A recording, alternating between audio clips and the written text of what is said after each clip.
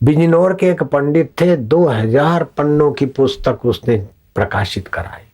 और ऐसा भारी पंडित था बिजनौर का कि उसकी पुस्तक में यह कहा गया था कि दूसरा पुनर्जन्म नहीं होता है। राम अवतार शर्मा उसका नाम था। और ऐसा उसने तर्क दिए, ये दिए वो दिए, विदेशी स्वदेशी विद्वानों के। और मनुष्य का मन जिधर को ठान लेता है ना, फिर उधर ही वही दिखता है उसको।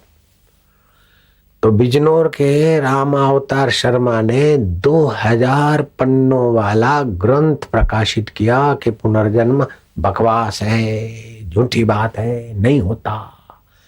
और भगवान ऐसे हैं कि चुपचाप बैठने में भगवान भी बोर हो जाते होंगे। भगवान भी ऐसा कुछ न कुछ चहल पहल चरपरा करते रहते।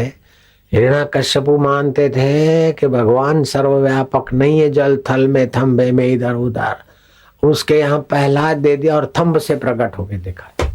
और ये नहीं मानते थे पुनरावतार होता है, पुनर्जन्म होता है। तो राम अवतार शर्मा बिजनौर में अपने घर का ही बालक जब तोतली भाषा बोलने के काबिल हुआ तो बोलता है कि मैं तो फलाना भाई हूँ और फलाने मोहल्ले में रहता था और मेरी ऐसी मृत्यु हो गई और मेरे 2 बेटे ये कर रहे हैं अभी, और एक बेटी है उसकी शादी ऐसी हुई थी और जमाई ऐसा निकला था।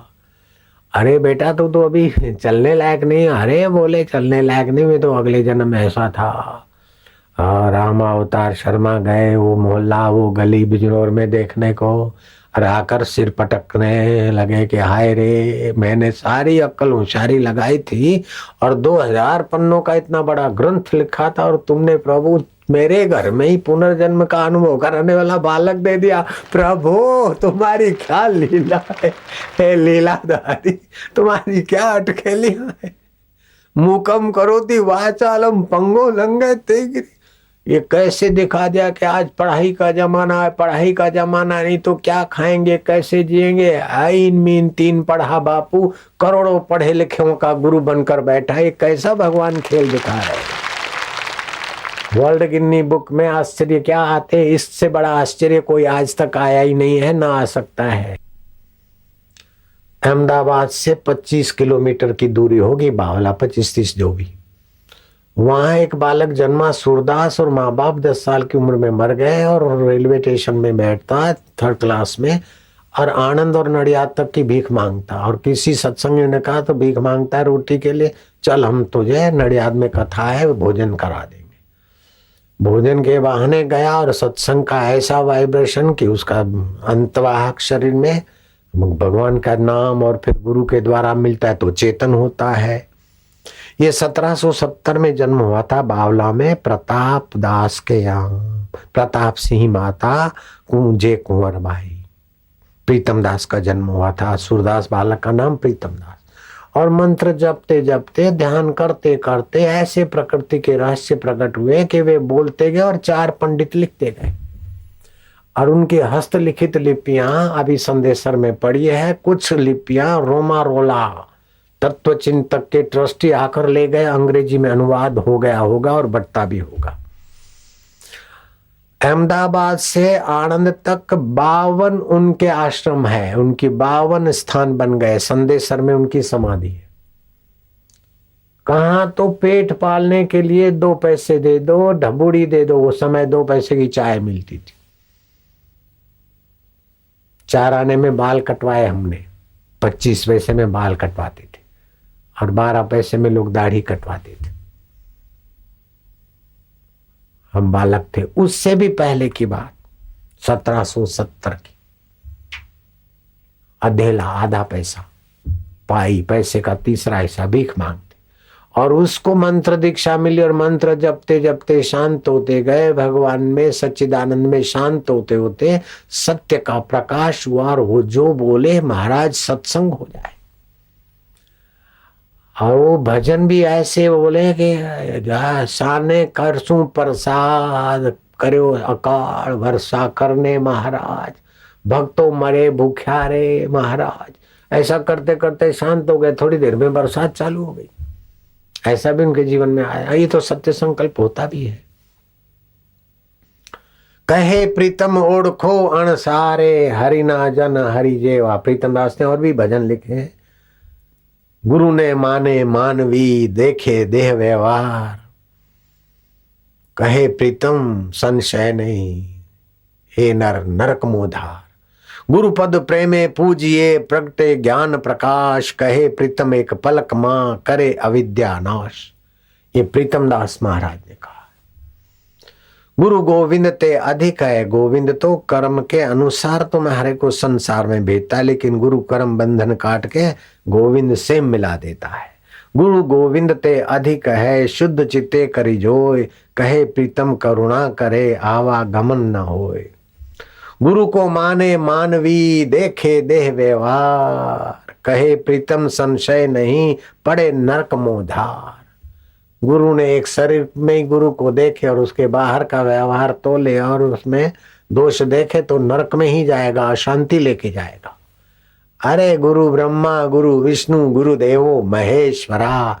ब्रह्मा की नाई हमारे अंदर सत संस्कार पैदा करते, विष्णु की नाई पालन करते, रुद्र की नाई हमारा अज्ञान मिटाते और साक्षात पर ब्रह्म स्वरूप से मिलाते। हमारे गुरु पर ब्रह्म स्वरूप है। ऐसा देखने वाले को जो लाभ होता है, वो गुरु को देह मानने वाले को क्या लाभ होगा?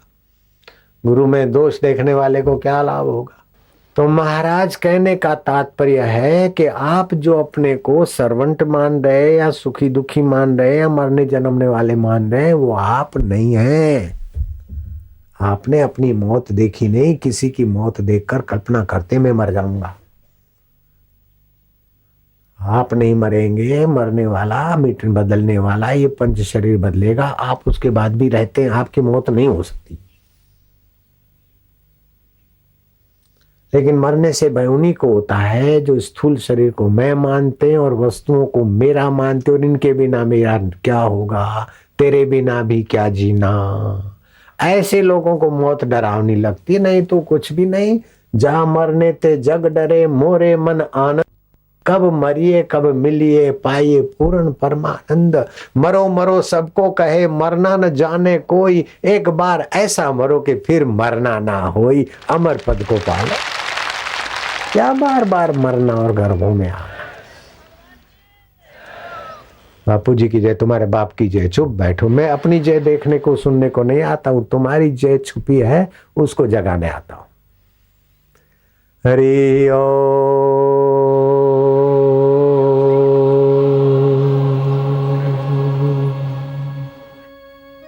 जितनी देर बोला उतनी देर चुप्पी साधो, बहुत लाभ होता है।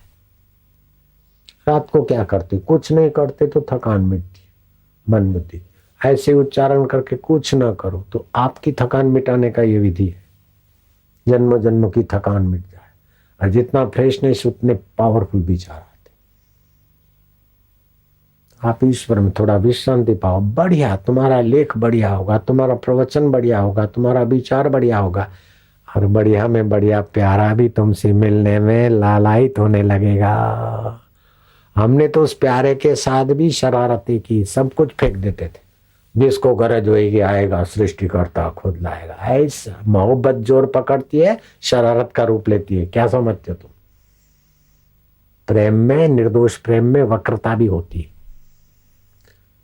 काम में और प्रेम में क्या फर्क है? काम चलता तो है लेकिन क्षीण हो जाता है, और अधिक एक दूसरे से काम भोगो तो झगड़े का रूप लेता है, क्रोध का रूप लेता है, शिथिलता का, बीमारी का रूप लेता है। और राम रस दिने दिने वर्धते, प्रेम दिन दिन बढ़ता है, उसमें थोड़ी वक्रता भी होती। प्रेम में देश की दूरी नहीं होती, काल की दूरी नहीं होती, वस्तुओं की पराधीनता नहीं होती। और आदमी परमात्मा प्रेम पाने के लिए ही बनाया गया है। वो लवर लवरियां थूक चाटने के लिए वो प्रेम का उपयोग करते हैं, तबाही के रास्ते जाते बेचारे। सतगुरु मेरा सुरमा करे शब्द की चोट, मारे गोला प्रेम का हरे भरम की कोट। ये भरम हो गया कि मैं ये फलाना हूं, मैं पटेल हूं, मैं भावसार हूं, मैं मरने और जन्मने वाला हूं। नहीं बेटा, तूने मृत्यु कभी देखी नहीं और तेरी मृत्यु होगी नहीं। मरने वाले, बदलने वाले शरीर तो हजारों लाखों करोड़ों बार पैदा हुए मरे। तू अमर आत्मा है। रागम जुहोमि स्वाहा, द्वेषम जुहोमि स्वाहा, अस्मिता जुहोमि स्वाहा, अभिनिवेशम जुहोमि स्वाहा, अविद्याम जुहोमि स्वाहा। ये 5 आहुतियां रोज दे दो तो बहुत अच्छा होगा। घरों में माइयां भी आहुतियां दे दो। हम राग को स्वाहा कर रहे हैं तो देरानी जेठानी के झगड़े शांत हो जाएंगे, पड़ोसी के झगड़े शांत हो जाएंगे, निंदा शांत हो जाएगी। जो जातिवाद का वोटिंग करते वो अगर ये आहुतियां दे दें तो वो तो नेता नहीं भगवत स्वरूप हो जाएंगे। सारी मानवता, सारे 5 भूत मिट जाए फिर भी मैं अमिट हूं, चिदानंद रूप शिवोहम शिवोहम। गुरु प्रसादी हमारे पास है, हम काहे के बेचारे बने। अब ये इसीलिए सुना रहा हूं कि आप भी उसी प्रसादी को बना लो अपनी गुरुदेव की, जैसे भीष्म पितामह माने अपने चिदघन चैतन्य स्वरूप में विश्रांति पाई। आप सभी की तपस्या का आज मैं स्वागत करता हूं भगवान शिव जी के वचनों से। शिव जी कहते उनकी माता धन्य है, उनके पिता धन्य है, उनका कुल और गोत्र धन्य है, जिनके हृदय में गुरु भक्ति है। आप उच्चारण करना शिव जी के वचन। हाँ? धन्या माता पिता धन्यो धन्या गोत्रम धन्यम कुलोद्भव धन्या च वसुधा देवी यत्र स्यात् गुरु भक्तता। हे पार्वती, उनकी माता धन्य है, उनके पिता धन्य है, उनका कुल और गोत्र धन्य है, जिनके हृदय में गुरु भक्ति है। तो राग और द्वेष मनुष्य को दुख देता है। तो राग मिटाना हो, द्वेष मिटाना हो तो अपने मन की कामना को महत्व न दो, दूसरे के मन की अथवा दूसरे के हित की वृत्ति में न्याय युक्त शास्त्र युक्त अपने को लगा देना, ये एक उपाय है। पुरोहित किसको कहते हैं? जो पूर्व में ही हमारा हित चाहे, भलाई चाहे, उसे पुरोहित कहते हैं। पहले से ही सबका ध्यान रखे हित का, उसे पुरोहित कहते हैं। ऐसे हम मन के पुरोहित हो जाएं कि मन की वासना के अनुरूप होने से आसक्ति बढ़ेगी और मन की वासना निवृत्त करने में हम दूसरे के अनुरूप हो जाएं। तो मन में 5 प्रकार की बेवकूफी को अगर हम पोषते हैं ना, तो कितने भी विद्वान हो जाएं, कितने भी धर्मात्मा हो जाएं, कितने भी बड़े राजा महाराजा नेता हो जाएं, लेकिन दुखों से पल्ला नहीं छूटेगा। तो ये मन की 5 प्रकार की बेवकूफी को मोड़ देने का अगर इरादा कर दें तो यही मन तुमको परमात्मा से मिलाने की योग्यता रखता है। मन एव मनुष्याणाम कारणम बंध मोक्षयो। मन ही बंधन का और मुक्ति का कारण है। यही मन अगर मैं दुखी हूँ, मैं बीमार हूँ, ऐसा चिंतन करता है तो दुख और बीमारी बढ़ जाती है। शरीर तो छूट जाता है, लेकिन दुख और बीमारी का भाव मन में होता है, तो मरने के बाद भी उसका सूक्ष्म शरीर दुखद और बीमारी वाली योनियों में और नरकों में भटकता है। I have big problem, I have very disturbed, I am point, so my mind. नहीं, डिस्टर्ब है तो मन है, प्रॉब्लम है तो शरीर को, मन को है। मेरे अंदर भगवान है और मैं भगवान के अंदर हूँ। ओम शांति, ओम आनंद। अपने अंदर मैं दुखी हूँ, ये बात मन में मत घुसने दो। मैं दुखी हूँ, मैं पापी हूँ। दुख और पाप तो शरीर की मृत्यु हो जाने के बाद भी दुख और पाप का भाव आपको दुखद और पाप योनि में ले जाएगा। तो भीष्म जी ने ये साबित करने के लिए 58 दिन सरसया पर शयन स्वीकार किया कि मनुष्य के मन में कितनी ताकत है कि बाणों की सजा पर भी सो सकते हैं। पीड़ा को पीड़ा न माने तो पीड़ा का प्रभाव अपने पर नहीं आता। एक ये उद्देश्य भी साबित किया उस महापुरुष ने। दूसरा उद्देश्य साबित किया कि अपनी इच्छा के अनुरूप करते तो हम शादी करते, विवाह करते, राज्य करते, बूढ़े हो जाते। लेकिन पिता की इच्छा में अपनी इच्छा मिला दी तो अपनी इच्छा के त्याग का फल ये हुआ कि पिता ने हमें वरदान दिया कि बेटा तू जब तक नहीं चाहेगा तब तक तेरी मृत्यु नहीं होगी, इच्छा मृत्यु का वरदान।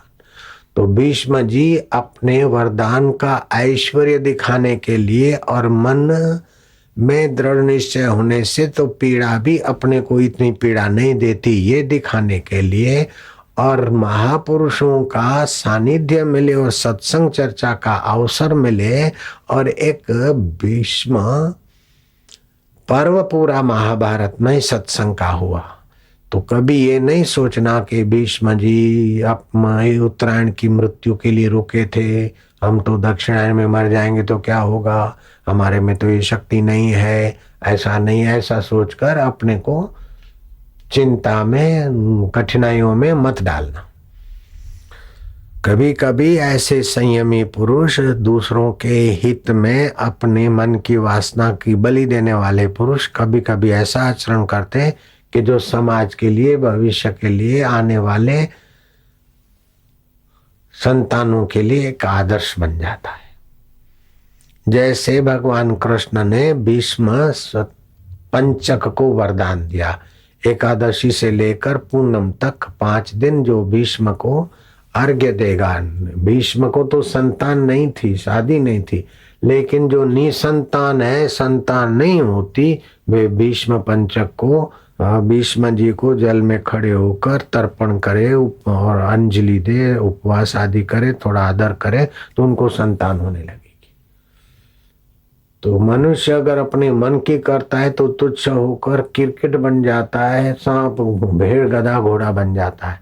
लेकिन अपने मन की न करके दूसरे मन की, शास्त्र के अनुकूल दूसरे के हित की करता और अपनी वासना छोड़ता है, वासना पूर्ति में नहीं लगता, वासना निवृत्ति में लगता है, अपने मन को पुष्ट भोगी नहीं बनाता, अपने मन को योगी बनाने में लगता है, तो कितना सामर्थ्य आता है ये दिखाने का भी उद्देश्य रहा होगा उस संयमी पूर्ति व्रतधारी दृढ़ निश्चय व्यक्ति का।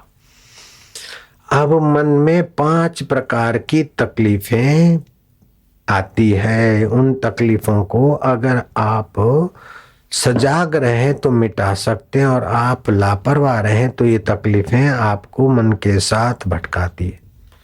एक तो मंगलमय भगवान को अपना निकटवर्ती हितैषी नहीं मानना, ये एक बेवकूफी मन में रहती। मैं सोचूं, मां सोचा, पटोचा मां सोचा, मां बुधाए मां सोचा, तो जो मन सोचाएगा वही सोचेगा ना। भगवान और अपने हितैषी या गुरु के मन की नहीं करनी है, अपने मन की करनी है। तो समझो ऐसे लोगों को और भविष्य में दुख आने वाला है। तो भगवान, शास्त्र और माता पिता के मंगल भाव का अनादर करे और अपने मन की सोच से, तो वे लोग तबाही के रास्ते चले जाते। तो ऐसे लोगों को सावधान होना चाहिए। माता पिता, गुरु, शास्त्र और भगवान के मंगलमय विधान का आदर नहीं करने से मन हावी हो जाएगा और आपको भटका भटका के घुट घुट के मारेगा। चाहे एक व्यक्ति की बात नहीं, ये तो निमित्त है कोई व्यक्ति, बाकी सभी के मन का ही हाल है।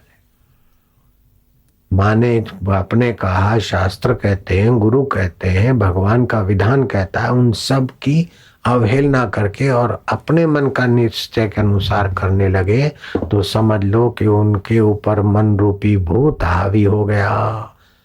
एक तो भूत है और दूसरा उसको दारू पिला दो जिसको भूत लगा है, तीसरा फिर बिच्छी काट ले। आए है कहना क्या। तो आप मन आपका विनाशकारी शत्रु भी है और अविनाशी ईश्वर से मिलाने वाला मित्र भी है।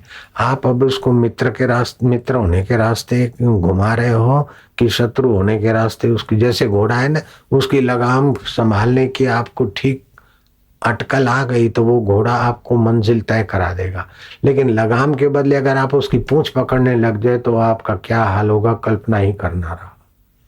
पूंछ पकड़े रखो तुम घोड़े की तो क्या नहीं होगा बोलो। पैर भी छिलेंगे, घुटने भी छिलेंगे, छाती भी छिलेगी, इससे सब जो भी प्रसाद बस सब छिल जाएगा, पैसे भी छिल जाएंगे, नोट भी छिल जाएंगे। लो पूंछ पकड़ के बैठे तो घोड़े की। ऐसे ही मन में जो आए वो ही करने लग गए। शास्त्र, ईश्वर, गुरु के सिद्धांत की अवहेलना की तो तुम्हारा दुर्भाग्य गहरा होता जाएगा। तो भीष्म जी ने अपने मन की न करके पिता के मन की करने में बलिदान दिया, तो ऐसा महापुरुष हुआ कि सनकादि ऋषि, व्यास जी, पाराशर जी, चवन ऋषि और भगवान कृष्ण और कई हजारों लोग उनके अंत काल में आकर खड़े रहे। और जब उन्होंने प्राण छोड़े तो आकाश में से देवताओं ने फूलों की वृष्टि की। तो अपने मन की न करके पिता के मन की, दूसरे के हित की कर देते हैं और अपने को संयम में लगा देते हैं, तो आदमी कितना ऊंचा होता है ये पुरुष ने प्रत्यक्ष करके दिखाया। उपदेश अकेला नहीं, उनका जीवन ऐसा प्रमाणभूत करके दिखाया हो।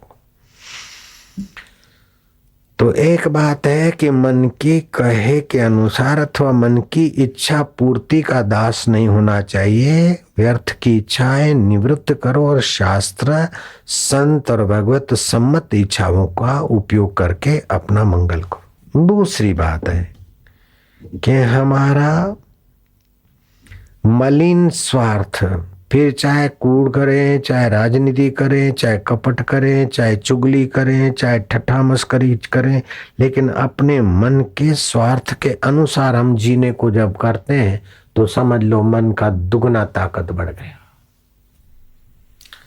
अगर तीसरा ताकत मन की कैसे बढ़ती है, पद पद पर डरते रहे, ऐसा हो जाएगा तो वैसा हो जाएगा। तो जो शरीर को मैं मानता है, वस्तुओं को मेरा मानता है और संसार में सत्य बुद्धि करता है, उसका भय से पल्ला नहीं छूटेगा। छापा तो बरोड़ा में पड़ा, लेकिन धड़कन नडियाद वालों की चालू हो गई। छापा तो दरोड़ा तो माणक चौक में पड़ा, लेकिन रेवड़ी बाजार वालों की धड़कन चालू हो जाएगी। दरोड़ा तो कलोल में पड़ा, लेकिन साबरमती की धड़कनें चालू हो जाएगी। दरोड़ा तो दिल्ली में कहीं पड़ा बिल्डरों के पास, लेकिन देश भर के बिल्डरों के धड़कनें चालू हो जाती। तो पद पद पर भयभीत होकर मन अपनी सात्विकता खो देता है, मुंह के बल जा गिरता है। पीछे का याद करके फरियाद करने वाला मन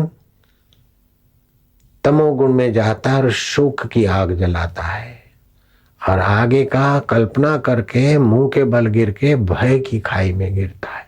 वर्तमान में आसक्ति करके विकारों में न गिरे, ऐसी सावधानी रहे। खाए पिए, बेटे बेटी जन्म, ये सब करे, लेकिन अति संसार से सुख लेने की भावना से नहीं, मर्यादा का निर्वाह करे। तो तीसरा मन का दोष है कि पद पद पर डर जाना, भयभीत हो जाना। और चौथा मन का दोष है कि हमारी प्रमाद भरी आदतें, जैसे गप लगाने की आदतें हैं, पान मसाला की आदत है, व्यर्थ का फैशन करने की आदत है, व्यर्थ का घूमने की आदत है।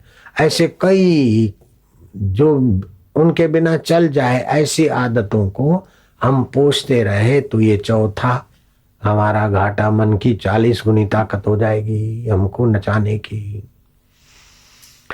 और पांचवा मन का दोष ये है, उसको अगर नहीं निकाले तो पांचवा दोष तो इससे भी ज्यादा खतरनाक है।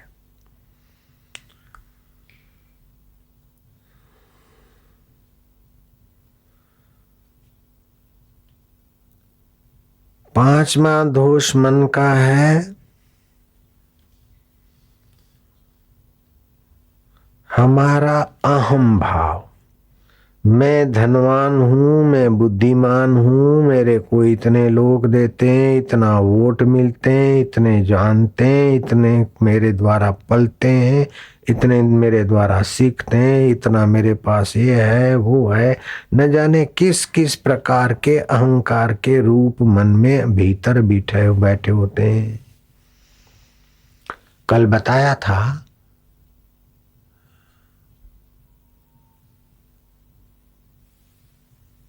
कि आईने को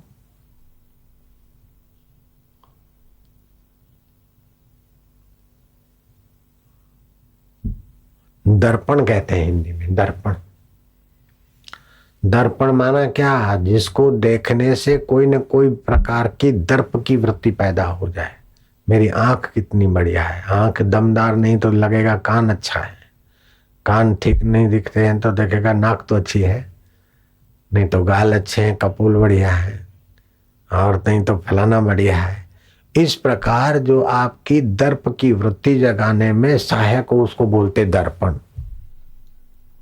दर्पण देखना बुरा नहीं है, सुबह दर्पण देख लेना चाहिए, लेकिन दर्पण में दर्प न बढ़े। ये जिससे दिखता है वो कैसा होगा इसकी स्मृति बढ़ाओ तो दर्पण भी तुम्हारे लिए भजन का साधन हो जाएगा। तो ये 5 दोषों से बचने के लिए अपने जीवन में सत्संग का आश्रय लेना चाहिए, भगवान नाम का आश्रय लेना चाहिए, भगवान का आश्रय लेना चाहिए, और फरियादात्मक जीवन नहीं, द्वेषात्मक जीवन नहीं, किसी से वैर लेना या बदला लेना या टोटे चबाने का विचार करने से अपना मन मलिन हो जाता है।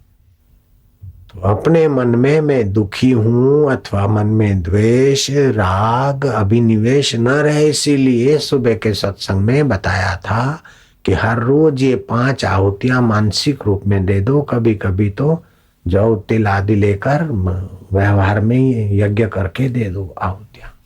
अविद्याम जुहोमि स्वाहा, जो नित्य वस्तु परमात्मा है उसको न जानने वाला जो अज्ञान है उसकी हम आहुति देते हैं। अस्मिता जुहोमि स्वाहा, मैं धनी, मैं साहूकार, मैं सेठ, मैं फलाना, उसका स्वाहा। अभिनिवेशम स्वाहा, मृत्यु का भय, बदनामी का भय, फलाने का भय। अथवा मैं तो बदनामी से नहीं डरता हूं, मैं तो खुलेआम दारू पी सकता हूं, तो तू नकट्टा है, बदमाश। नकट्टे लोग बदनामी से नहीं डरते, और सज्जन पुरुष बदनामी जैसा काम ही नहीं करते इसलिए नहीं डरते। तो बदनामी का काम करता रहे और नहीं डरे तो वो तो नकट्टा है, वो तो लोफर है, वो तो आवारा है। बदनामी का काम करे और डरे नहीं, वो तो लोफर है, लुफंगा है, लुफंगी है। बदनामी का काम करती और डरती नहीं है तो लुफंगी है, वैसा है, उसको तो क्या है। अरे मैंने तो 4 फ्रेंड कर लिए, ये 5वां है, तो तू तो वैसा के लाइन में है। मैं तो डरती नहीं, मैंने तो पापा को भी कह दिया मैं तो फलाने से शादी किया, फिर अभी उससे थोड़े से उस सेकंड में मैं कुछ भी करूं, मेरा क्या, चाहे जहाँ जाऊं, चाहे जहाँ आऊं, चाहे जहाँ खाऊं, तो फिर मक्खी बनेगी, खटमल बनेगी, कुछ कीड़ी बनेगी, मकोड़ियां बनेगी। हाँ, जैसा मन में आए ऐसा करते रहे तो जैसे ये पतंगे भटकते रहते हैं ऐसी योनियों में जाने की तैयारी करा देगा मन। इसलिए बेटा अपने मन को इतनी छूट न दो कि आपका मनुष्य जीवन, आपका खानदान, आपका भारत में जन्म, इतना सद्गुण का संस्कार का वातावरण में आप फिर पाश्चात्य कल्चर से इम्प्रेस होकर आए थे अमेरिका में पैसा कमाने को, लेकिन पुत्र और पुत्रियां भी खो बैठे। ऐसा नहीं करना चाहिए। तो प्राणायाम, जप, ध्यान आदि से आपके मन को भगवत रस दिलाओ, आरोग्य की रक्षा करो। छांदोग्य उपनिषद में एक बहुत बढ़िया बात आई कि जो अच्छे काम करता है जीवन में उसको अच्छी चीजें मिलती है, अच्छी संगति मिलती है, अच्छी आयुष्य मिलती है, अच्छा भोग मिलता है और अच्छे संस्कार लेकर और सदगति को पा लेता है। और जो बुरा चिंतन करता है, बुरे काम करता है और मन के पीछे लगा रहता है, उसको धीरे धीरे चमचे चमचियां खुशामदखोर मिलकर, नेताजी आप तो बड़े ऐसे हैं, फलाने जी हैं, तुम तो ये हो, तुम तो भगवान हो, तुम तो ये हो, उसका बड़ा बुरा हाल कर देते। ऐसे कई भगवान पैदा हो के मर गए हमारे सामने, हमने देखा। अपने अपने चमचों ने उनको भगवान घोषित किया और वो बेवकूफ लोग भी अपने को भगवान मानकर मैं भगवान हूं, ये सब भगत है, ये सब दास है, मैं भगवान। अरे भगवान है तो बेटा सारा ब्रह्मांड भगवान है, तू भी भगवान है, सारा विश्व भगवान है, कीड़ा मकोड़ा भी भगवान की अभिव्यक्ति है। और मैं भगवान हूं, मैं विशेष हूं, तो वो हिरण्याकश्यपु की विशेषता नहीं रही, तो तेरी 100 200 500 1000 10,000 चमचे तेरे भगवान पने को कहां तक चलाएंगे। जब भगवान का अपोजिशन होगा तो भगवान को दुख भी ऐसा होगा और भगवान भीतर से टूट भी ऐसे जाते हैं। ऐसे कई भगवान को मैंने बनते भी देखा और टूटते भी देखा। तो इस प्रकार का जो मन का है न, अपने में विशेषता का आरोप ये ना करो, अपने में किसी बात की विशेषता ना रखो। अगर संकल्प सत्य होता है, मेरे पास एक आया था 42 साल पहले, हम डीसा में जब रहते थे तो वाराही गए थे प्रवचन करने को, तो वहां का जो भी मैदान था भर गया था, पहली बार ही भीड़ हो गई थी। तो एक साधु आया सत्संग के बाद, वो बूढ़ा साधु मेरे पास आकर फुट फुट के रोया। मैं क्या महाराज क्या बात है, क्या सेवा कर? बोले पहले तो मेरे को मेरे इलाके, मेरे गांव में और आसपास में सब लोग मेरे को भगवान मानते थे और किसी को भी पानी देकर दे देता था, उसको रोग ठीक हो जाते, उसको ये हो जाता। अब वो शक्ति भी चली गई और लोग मेरे विरोधी हो गए, मैं मुंह दिखाने के लायक नहीं रहा, अब क्या करूं। अब वो मेरे से बड़ी उम्र के थे, मैं उस समय 26 साल का रहा होऊंगा, 27 28 26 के बीच, और वो तो 60 साल के होंगे और मेरे आगे आके फुट फुट के रोए। तो मैं थोड़ा शांत हुआ, फिर मैंने शांत होने से पता चलता है गहराई में, मैंने कहा महाराज तुमने त्राटक की साधना किया था? तो उसकी और श्रद्धा बढ़ गई कि हाँ प्रभु जी, हाँ। वो मेरे को प्रभु जी वो प्रभु जी होके तो पूजे जा रहे थे और फिर मेरे को आप तो अंतर्यामी है। मैं क्या, आपने त्राटक की साधना की थी, एकाग्रता से संकल्प कम होते हैं, संकल्प कम होते हैं तो फिर कोई भी संकल्प करो तो उसके संकल्प का सामर्थ्य पानी में, चीज में, वस्तु में, व्यक्ति पर वो काम करता है। अब वो संकल्प तुमने काम करने का त्राटक की साधना किया, एकाग्रता की, ठीक है, लेकिन फिर लोगों के संपर्क में आते ही पुजवाते और साधना छूट गई और खर्च चालू हो गया तो खत्म हो गया स्टॉक। तो फिर वो पूछते नहीं, पूजने नहीं। अगर पुजवाने में आपने रस नहीं लिया होता और आप साधन भजन करके ईश्वर पाने में लगते तो ये दिन नहीं आते, लेकिन एकाग्रता के फल से आप ऐहिक वाहवाही पाने में लग गए, भगवान कहलाने में लग गए, इसलिए महाराज ये तकलीफ हो गई। नारायण हरि नारायण हरि। 5-25 लोग मानने लग जाते ना तो भूत घुस जाता है एक प्रकार का कि हम भी कुछ विशेष है। 100 200 500 1000 2000 मानने लग जाते हैं तो बस ऐसी हवा घुस जाती है कि समझते कि भगवान ही मैं हूँ। अरे भगवान तो सृष्टि की उत्पत्ति करते हैं, पालन करते हैं, संहार करते हैं। तू एक मक्खी तो उत्पन्न करके दिखा ले, एक चिड़िया तो उत्पन्न करके दिखा दे। ऐसे ऐसे बकवास क्या करता है भगवान भगवान भगवान। भगवान बनने वाले भी बेवकूफ और भगवान मानने वाले भी बेवकूफ हो जाते। गधे में भी भगवान देखने की संस्कृति हमारी है।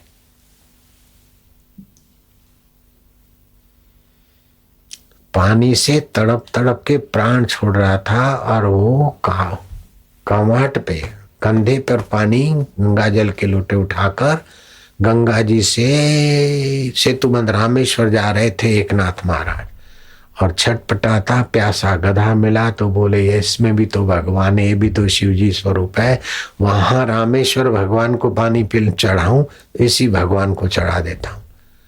तो गधे में भी भगवान मानने की हमारी संस्कृति है, कुत्ते में भी भगवान मानने की संस्कृति है। तो किसी मनुष्य में भगवत बुद्धि करना कोई बुरा भी नहीं है, लेकिन वो स्वयं अपने में केवल भगवत बुद्धि करे, हिरण्याकश्यपु की नहीं अथवा रावण की नहीं, तो खतरा है। बाकी किसी संत को आप भगवान के, हम हमारे गुरुदेव को गुरु भगवान मानते, महावीर को भगवान मानते, बुद्ध को भगवान मानते, वो भी तो हमारे जैसे ही मनुष्य थे।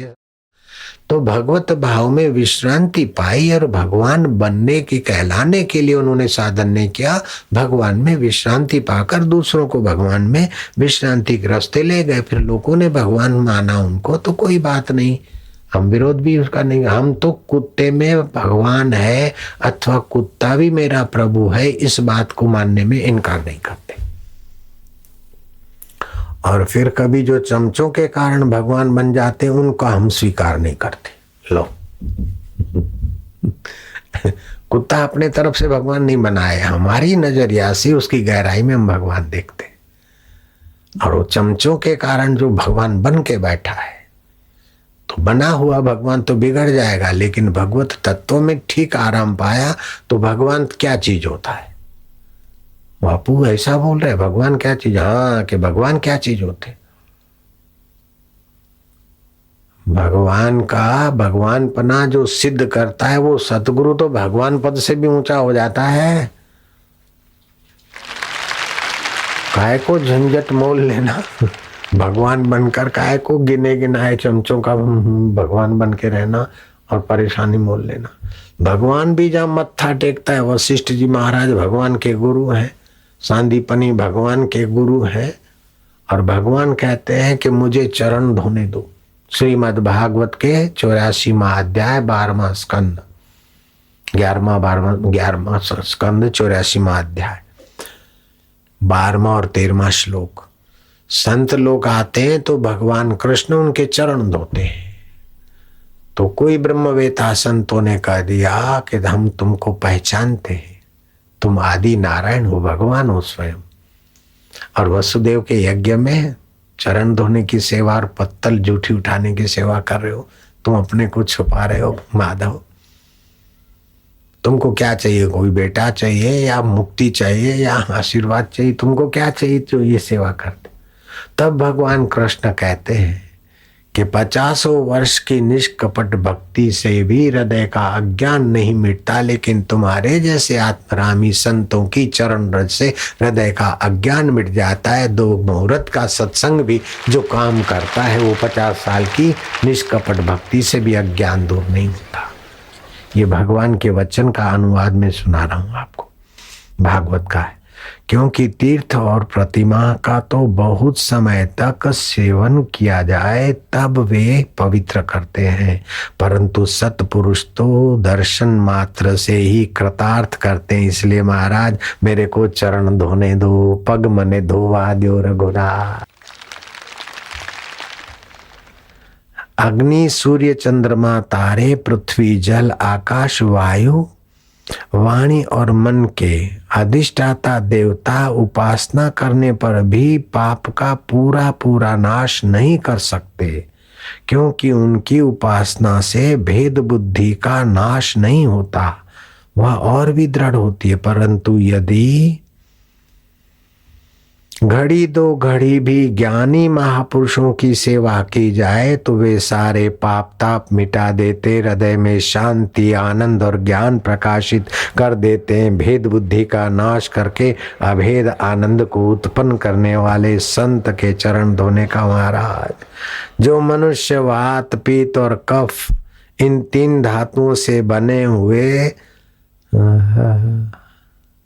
शव जैसे शरीर को ही मैं मानता है तथा स्त्री पुरुष स्त्री बालक और परिवारों को ही मेरा मानता है, और पत्थर की या मिट्टी की या धातुओं की या काष्ठ की बनी हुई मूर्ति को ही इष्ट देव मानता है, तथा जो केवल जल को ही तीर्थ समझता है, ज्ञानी महापुरुषों का संग ज्ञानी महापुरुषों में महत्व बुद्धि नहीं रखता, वह मनुष्य होने पर भी पशुओं में भी नीच गधा ही है। 10वां स्कंद 84वां अध्याय 11वां 12वां और 13वां श्लोक का अनुवाद मैंने आपको सुनाया।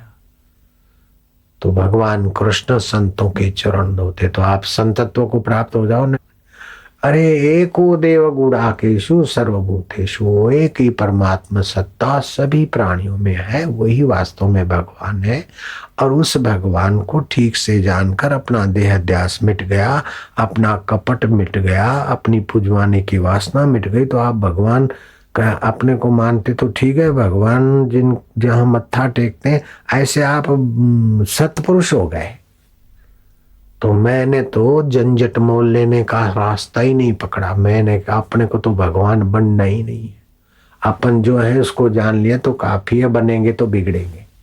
काहे को बनना, जो है उसी को जान लो, बस संतत्व हो गया, जन्मों का अंत हो गया संत, अज्ञान का अंत हो गए संत, दुखों का अंत हो गए संत, राग द्वेष का अंत हो गए संत, अविद्या अस्मिता राग द्वेष अभिनिवेश का अंत हो गए संत। तो संत के आगे तो भगवान भी मत्था टेकते, तो काय को परचूरण का धंधा करना, अपने होलसेल में बन जाओ।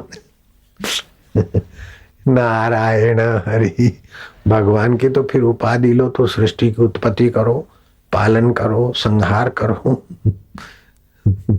सुदर्शन धारण करो, धनुष बाण धारण करो, ये करो।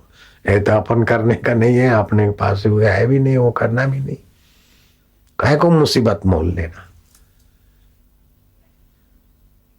भगवान किसको कहते, मैं कई बार सत्संग में कहा, भगवान जो भरण पोषण की सत्ता देता है सबके हृदय में, मैंने जो गमनागमन की सत्ता देता है सबकी चित्त में, वह जो वाणी वैखरी मध्यमा पश्यंती परा का अधिष्ठान है। न मन ही तन और संसार न रहे फिर भी जो साथ नहीं छोड़ता उसका नाम भगवान है। तो ये पचड़े में क्यों पड़ो बेटे, काया को मुसीबत मोल लेते। एक मुखीनो छोकरो, तो मुखी का लड़का था, और पहले के जमाने में बचपन में शादियां कराते थे, बाल विवाह था। तो मुखी के छोरे को छोटी सी छोरी के साथ शादी कराने के लिए ब्राह्मण ने मंगलम भगवानम तो कर दिया। अब वो छोकरे को फेरे फिरने की जब घड़ी आई तो बजी डुगडुगी बजी, तो बंदर वाली तो मुखी का छोरा उठा और भागा। तो बाप ने हाथ पकड़ा के बेटा फेरा फेरवाना છે કે બાપા તમે ફેરી લેજો, મારે તો માકડા જોવા જવાનું છે। અરે અલા તો ફેરા ફર, વરરાજા છે તો હું તને વરરાજા બનાવું કે બાપા એટલું તો મેં તો ઘણું કર્યું, બાકીનું તમે કરી નાખો, મારે તો माकड़ा જોવા જવું। कई लोगों को ऊंची साधना ऊंचा मंत्र मिलता और फिर भी बोलते मैं उधर गया। तो मेरे को लगता है कि मेरा चेला है कि मन का चेला है। मूर्ख सुपात्र मिले तो कुपात्र को ज्ञान दिया न दिया, ये कुपात्र तो मंत्र दीक्षा लिया, मेरा दीक्षा लेने वाला फिर सोचता है मेरे को भूत है, मेरे भुआ के पास गया, इधर गया। ऐसा अगर कोई कभी 10, 20, 50 हजार लाख में कोई एक आधा मूर्ख मिल जाता है तो मेरे को लगता है कि ये मूर्ख है कि मैं मूर्ख हूं कि ऐसा एक दीक्षा दी मैंने। है मेरा चेला कहलाता है तो मैं ही मूर्ख हूं। मूर्खों का चेला भी तो गुरु मूर्खों का गुरु भी मूर्ख हो गया। लेकिन संख्या मूर्खों की ज्यादा नहीं है, लाख में 50,000 में एक आध मूर्ख चेला होता ही है। तो मुझे लगता है ये मूर्ख है कि मैं मूर्ख हूं कि ऐसे का गुरु बन गया मैं। तो कभी कहाँ गए थे, बोले कि मैं फलाने तीर्थ में गया था। कहाँ गए थे, बोले मैं फलाना ये कर रहा था। अरे मूर्खानंदन, जब तेरे को गुरु मंत्र मिला है फिर तो इधर भटके उधर भटके, कभी जाए केदार कभी जाए मक्के, गुरु के ज्ञान का अनादर करके खा रहा है दर दर के धक्के। आ रहे तो दिले तस्वीरें है यार, जबकि गर्दन झुका ली मुलाकात करने। कई ऐसे मिल जाते कि दीक्षा लेने के बाद आश्रम में आने के बाद फिर जाओ तो उधर जा रहे इधर के जा रहे इधर। अरे वो तांत्रिक 2 पैसे का, वो अरे बोले देवी की साधना करता है, तू देवी की साधना मूर्ति के आगे घुटने टेक रहा है मूर्ख। मूर्ति है, मूर्ति में भगवत भाव करने की सत्ता जिस भगवान से आती, में सीधा तेरे को उधर कॉन्टेक्ट कर रहा है और तू उधर जा रहा है। मैं राजकुमार समझ के तुझे राज तिलक कर रहा हूं और तू चपरासियों के पैर धोने को जा रहा है। कैसा मूर्ख है तू? मूर्ख है कि मैं मूर्ख हूं? सुपात्र मिला तो कुपात्र को ज्ञान दिया न दिया, सुशिष्य मिला तो कुशिष्य को ज्ञान दिया न दिया। मस्का मारने वाला हमारा हित नहीं कर सकता है, और हमारा हित जो कर सकता है वो मस्का नहीं मारता, वो प्रेम कर सकता है, अनुशासन डांट सकता है, प्रेम कर सकता है। जिसको डांटने की ताकत नहीं, वो प्रेम भी उसका मस्का ही है। जो डांटने की ताकत रखता है वही प्रेम करने की ताकत रखता है। तो भल भले को मेरे गुरुजी डांट देते थे, मैं भी डांट देता हूं भल भले को। एक बार तो एक आदमी आया, 1000 करोड़ की पार्टी था, और मेरे को संदेशा मिला कि उनको प्लेन पकड़ना है और वो दर्शन करना चाहते। मैं क्या, मैं तो नियम करके फिर आऊंगा तो कर लेगा दर्शन। आधा घंटे के बाद फिर कोई संचालक को खतबद हुई कि वो उनका प्लेन है और वो दर्शन करना चाहते। ऐसा 1-2 बार हुआ, मैं तो गया नहीं, वो तो बैठे रहे। जब मैं गया तो मैंने उसको बोला कि तुम्हारे पास इतनी संपत्ति है, यहाँ तुमने कोई जो इधर सेवा किया है तो उठा के अपना कमरा ले जा। तू अगर चाहिए तो तेरे कमरे का या मकान का मैं पैसा दिला दूं, तूने कोई मेरे को खरीद नहीं किया है। तू इतने संपत्ति का मालिक है तो इधर 5-25 हजार या 10 लाख 5 लाख का जो तूने बनाया है उठा के ले जा, नहीं तो मैं उसके पैसे दिला दूं।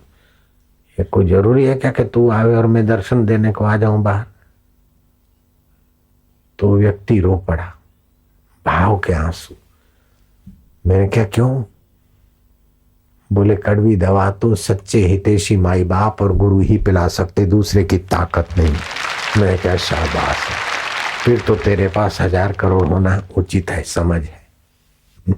इधर मस्का की दुकान नहीं है, श्रीखंड भी नहीं है, मस्का भी नहीं है, इधर तो तड़ातड़ी है। नारायण हरि नारायण हरि नारायण हरि। उस व्यक्ति ने सूरत में कोई बनाया था हॉल, छोटा सा हॉल बनाया। तो मैं क्या, हॉल उठा के ले जा, नहीं तो ये तो पैसा दिला दूं, बाकी तुम आओ और मैं आ जाऊं दर्शन देने को या तुम्हारे से बात करूं, ये जरूर। मेरे पास सब वीआईपी है तो सब वीआईपी है, नहीं तो कोई नहीं है तो सब हमारे हैं, नहीं तो कोई नहीं। जा, ऐसा क्या मस्का मारने का धंधा इधर करें। ऐसे बहुत बड़े बड़े लोग भी मेरे को मानते, दीक्षा लिया है, लेकिन वो मेरे पास ज्यादा नहीं आते, क्योंकि मैं उनको जो चाहिए वो मैं नहीं दे पाता हूँ। आओ बैसो खाओ पियो खमण जाओ, जिनको जरूरत है ऐसे चले ले जाओ। गुरु के यहाँ तो मान की इच्छा छोड़कर अमानी होके आना होता है। भोए सुवाड़ू भूखे मारूं, ऊपर थी मारूं मार, धरती पे सुलाऊं और भूखा रखूं और ऊपर से करूं पिटाई, फिर भी भगवान को चाहता है तो निहाल कर दूं। ये गुरुओं का सिद्धांत होता है। तो गुरु से मान चाहने के लिए आया है तो जा दूसरे के पास, किसी सेल्समैन के पास जाओ, कोई पैसे का लालचू हो उसके पास जाओ। हाँ, वो तेरी खुशामद करेगा। रॉन्ग नंबर है, तो गलत जगह पे आ गया है। तो कभी कभी ऐसे लोग आ जाते हैं, बड़े अधिकारी होते, बड़े ऑफिसर होते, बड़े धनी होते, दीक्षा भी ले जाते, फिर देखते हैं कि यहाँ तो अपनी कोई नाश भी नहीं लेता है तो आना कम कर देते, घर में मानते, फोटो वोटो रखते। मैं क्या, तुम वहीं खुश हम यहीं खुश। हमारे तो बहुत ग्राहकी, 10-5 ग्राहक कम हो गए, 100-200 तो क्या घाटा पड़ता है। 200 ग्राहक घट हो गए तो 2000 ग्राहक दूसरे बन जाते रोज, क्या करना। उनको देख के तो मुझे आश्चर्य नहीं होता है, लेकिन उनको देखकर आश्चर्य होता है कि सुपात्र मिले तो कुपात्र को ज्ञान दिया न दिया, सुशिष्य मिले तो कुशिष्य को ज्ञान दिया न दिया। कुशिष्य मान चाहेगा, अगर सुशिष्य मिले तो कुशिष्य को ज्ञान दिया न दिया।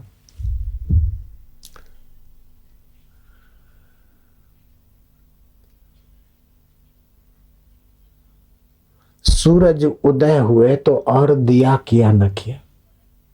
कहे कवि गंग सुन शाह अकबर, पूर्ण गुरु मिला तो और को नमस्कार किया न किया। पूर्ण गुरु मिल गया, फिर इसको इधर गए न उधर गए न उधर गए, क्या भटक रहा है। भटक मुआ भेदू बिना पावे, कौन उपाय खोजत खोजत युग गए पाओ कोस घर आए। हम तो गुरुजी नहीं मिले थे तब तक इधर उधर गए, जब गुरुजी मिले तो फिर गुरु ब्रह्मा गुरु विष्णु गुरुदेव महेश्वरा पूरा થઈ ગયું। पहलाज कहाँ भटकने गए, पहलाज ने सुने हुए में आस्था कर दी, बस माने हुए में आपकी श्रद्धा डिग हो जाए, बस हो गया ना, फिर भटकने की क्या जरूरत है। ये श्रद्धा की कमी है, इसलिए कोई उसको भी मानता है, उसको भी ऐसा एक बम्बई में भी सेठ है, मेरे को भी मानता है, मेरे पास आता है, दीक्षा भी लिया है, सेवा भी करता है, लेकिन मेरा भी फोटो रखेगा, फिर फलाने देवी का भी फोटो रखेगा, फलाने का भी रखेगा, फलाने का भी रखेगा, फलाने का महाराज का भी रखेगा। मैं कहा ठीक है, घूमते रहो सेठ जी जयराम जी की। जरा सा यूं देखता हूँ तो फिर माफी मांगता है, लंबा चौड़ा पड़ता है, फिर थोड़ा मेरे को रिझाता है, तो मैं तो जब मैं किसी को क्या दुख दूं, मैं तो फिर हंस लेता हूँ, तो वो समझता बापू राजी हो गए, फिर वो अपनी चाल है, कभी नाल निकाले, कभी इधर, कभी यूं करेगा, कभी यूं करेगा, कभी नाचेगा, कभी क्या क्या करेगा। समझने वाले बम्बई वाले समझ गए ना। हाँ। तो जैसे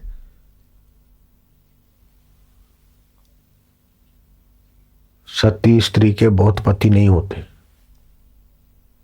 सती स्त्री के बहुत पति नहीं होते, कुलीन स्त्री के बहुत पति नहीं होते, ऐसे सत शिष्य के बहुत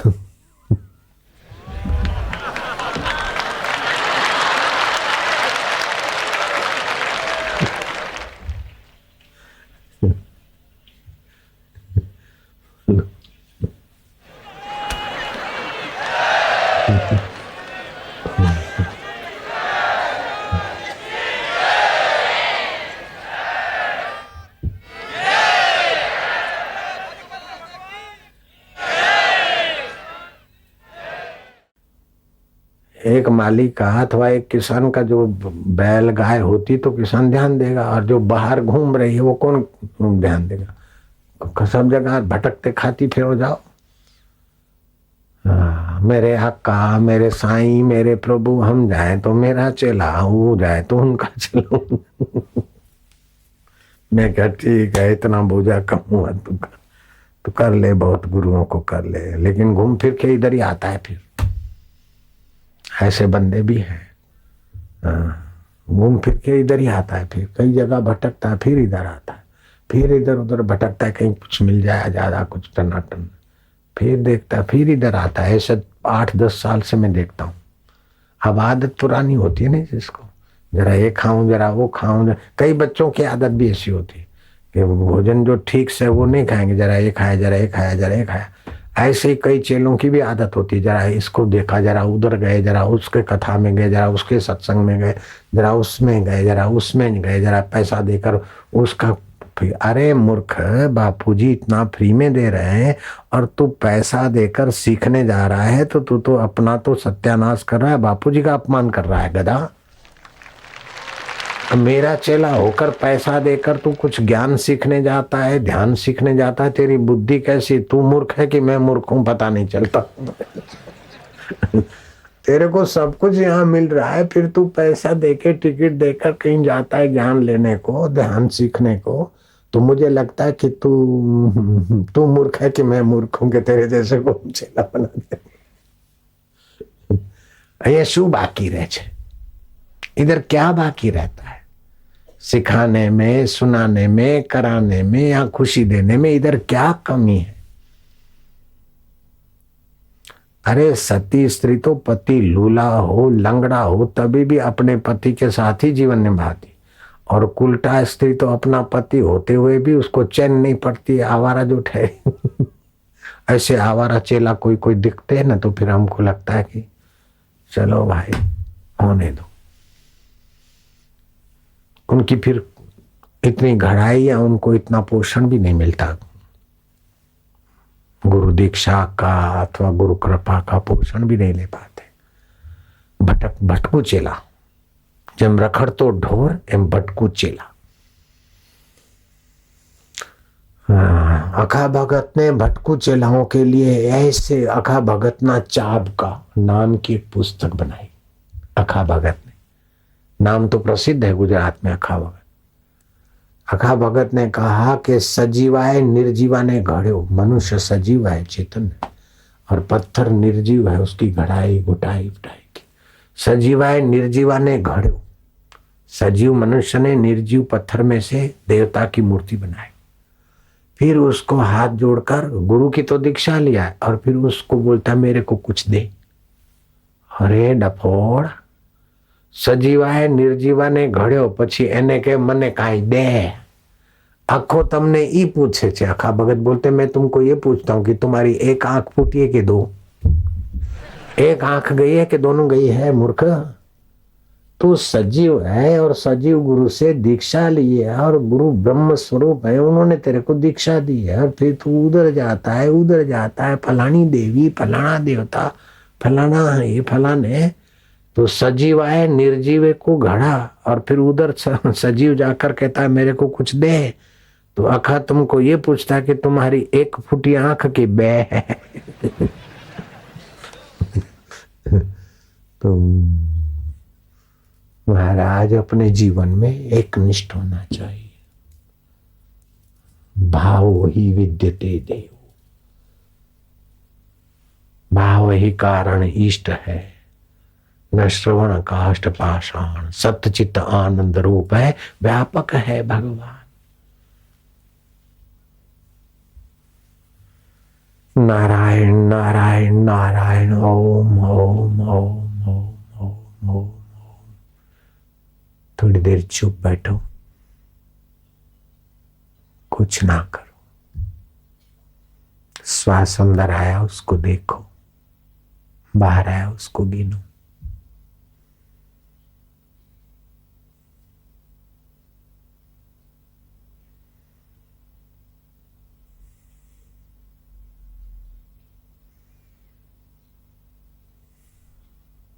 श्वास अंदर आया उसमें ओम, बाहर आया गिनो।